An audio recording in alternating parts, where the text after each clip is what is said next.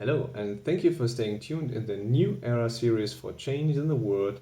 Today, episode number 5, Destruction of the Environment. First of all, the small amount of feedback I got for the recent video.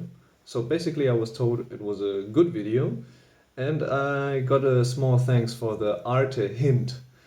And I was asked to turn out the light I have below my table. I don't know if you can see it at the moment, but I have some LED stripes below my desk which illuminate it in the nighttime. So it's switched off now, and I will watch out that it's not switched on in the next videos. Today the topic is a very high amount of small notes I took, and let's get right to the topic. In the previous video I talked about consumption and egocentrism. And consumption and egocentrism produced by the industry, so a bit of brainwashing, let's say, they throw up an I don't care society. A society where NIMBYism is widespread.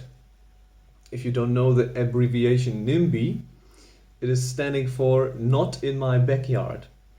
And it basically translates to the thought that people want change, but they don't want change right in front of their homes, which is a very bad behavior, because change in the world only works with everybody. As I said in the very first video, I need every single one for change.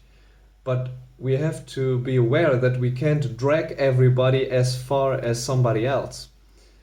And as I said in my videos, there is a personal tolerance limit how far people should go or how far people want to go. And if we want change, then we have to respect those limits. On the other hand, we have to reduce NIMBYism, so not in my backyardism, as far as possible, because this is blocking the change we need now to have a sustainable world as soon as possible. And another factor in this NIMBYism is the incomprehensibility of the very complex mechanisms on Earth. And this incomprehensibility of the world leads to system loyalty, because people have forgotten how to think out of the system. So this phrase is used very often: think out of the system, think something new. Basically this is used in the industry to have some innovations, but we need an innovation of human mankind. We need the innovation of our very own species to find or to pursue a way of life which is sustainable for countless generations. Yet, the system loyalty promotes the growth, the consumption, and the competition. And these speed up the destruction of Earth, as I told. Every day we don't stop growth, we don't stop competition. The damaging of the world is ongoing. And now I want to get to some problems, or a various number of problems. We have, first of all, the deforestation, which is fatal, though we are planting many trees at the moment. So there's I just get a thought of one project which is planting like 1 billion trees below the Sahara Desert. You have to look this up. I don't know if it's actually ongoing, but I think there were like 20 countries come together to provide 1 billion trees below the Sahara to prevent the desert from spreading.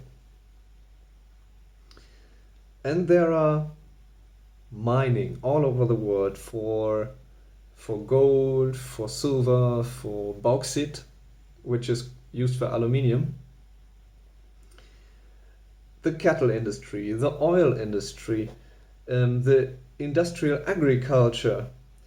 All these are already giant topics in themselves, but we need to find a solution as soon as possible to guarantee the life for our children, or the survival for our children. CO2, or carbon dioxide, and methane are already spotted as the drivers of climate change. I don't say climate change wasn't there since the start of the world, but the human contribution is fatal nonetheless. Because if we keep on going with our contribution to climate change, we will reach a point where climate change, or where the heating of the atmosphere will reach a point where it is self-feeding and we cannot control it anymore. I know we cannot control weather completely at the moment, maybe in a few decades, but I think it is necessary that we don't even think about changing the weather itself. This is something we should not be forced to do just to survive. In Siberia, there's a very, very big amount of methane saved in the permafrost. I hope this is the correct English word. And this permafrost is starting to melt. And methane, as far as I know, is 20 times deadlier than CO2, which means the process of heating in the atmosphere will get even faster the more methane is produced, or is getting out of the natural savings in the Siberian permafrost. And as if this would not be enough to damage the world, there's a littering of the planet with plastic waste, microplastics from the ocean, which are getting into the chain of food by being eaten from fish, and then going to the food chain, going up the food chain to us humans. And I just recently read that a common human is consuming the amount of microplastic which is contained in one credit card. So you eat as much plastic as one credit card in 1 week. And in addition to the microplastic, there's the plastic we already know, and chemical substances in the ocean. There's radiation, toxic metals in the groundwater, and the groundwater levels sinking in very, very big regions of the earth. So I don't know if it was Libya, but they built a well to pump up, it was said, ancient water. So a water reservoir, which is basically just a bubble of water, which is a few thousands years old, or even older. And this water is irreplaceable, so there's no water flowing back into this reservoir. This is just one bubble of water, and they just started to drill for this water because they want to have the agriculture in the desert. And this is just one example for the exploitation and waste of resources we are doing all around the world.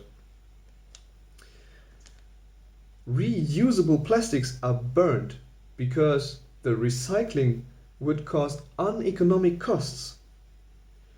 There are so-called new car graveyards. I've seen many pictures of them in Europe. Maybe there are some in the US and elsewhere in the world, so look this up. New car graveyards. Dumped food. What a waste of resources. There's overfishing, and exploitation of all fish could be already reached by the year 2030. The fish population halved between 1970 and 2010. There are 38.5 million tons of bycatch every year. The destruction of habitats of complete species is ongoing in this very moment. And globally there are many insect species dying, which are mostly contributing to the growth of our very own plants or our very own agriculture, which we need to survive. But this is one factor of environmental destruction with this, which is yet out of the focus. The human activity is crossing natural systems out everywhere on Earth. Invasive species are brought all around the world by global transport. So I know that ships use ballast water, and in this ballast water there are often fish or other species which are brought into habitats where they have no natural enemies. And this is also to be seen by the spread of certain mosquito species, of some certain ant species, or crab and fish. All we do seems to disrupt the global balance. And everything I talked about is contributing to the destruction of Earth, our very own habitat. I just can make an appeal. Please spread this video. Please spread the knowledge you have about destruction of the environment. We cannot go on destroying our very own basis of life. I thank you for watching this video. This was, maybe confusing, because this was a whole lot of just notes I've taken. Use the comments if you have questions. Use my social channels. Please join the Facebook group. I'm really making an appeal right now because it is hurting me. I'm constantly aware of all the problems. In the first video I said nobody wants to have all these problems in their mind constantly, but I have, and I need you to help me to start this change. Thank you in advance, and I hope to see you in the next video.